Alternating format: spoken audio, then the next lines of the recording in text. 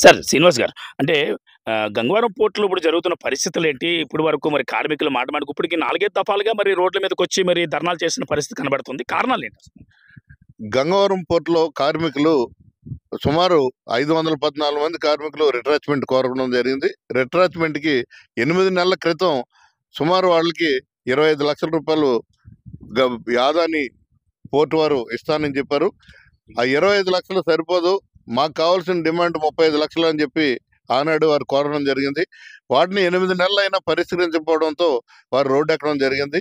రోడ్డెక్కి ఈవేళ Visakhapatnam steel plant ఊపిరాపేసే పరిస్థితికి తీసుకొచ్చారు.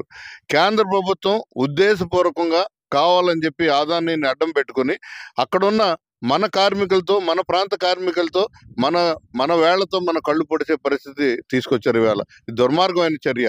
ఇప్పటికైనా వారికి కావాల్సినటువంటిది వారికి ఇవ్వాలి.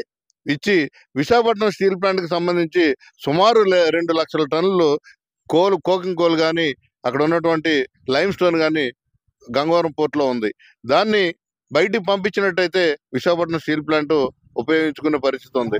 ఈవేళ బ్యాటరీస్ అన్నీ కూడా ఏ ప్రమాదం జరుగుతుందో, ఎప్పుడు ఏం జరుగుతుందో తెలియని ఆందోళన పరిస్థితుల్లో కోకోన్ బ్యాటరీస్ ఉన్నాయి. సుమారు ఈ 2,00,000 టన్నులు కూడా 20 రోజుల నుంచి దిగ్బంధం చేసి పోర్ట్‌లో పూర్తిగా తాళాలు వేసి, గేట్లన్నీ తాళాలు వేసి సుమారు 200 మంది కార్మికులు లోపల అక్కడే ఉంటున్నారు. కాబట్టి ఎప్పటికైనా సరే ఇమ్మీడియేట్‌గా ఇక్కడ ఉన్నటువంటి రాష్ట్ర ప్రభుత్వం స్పందించాలి.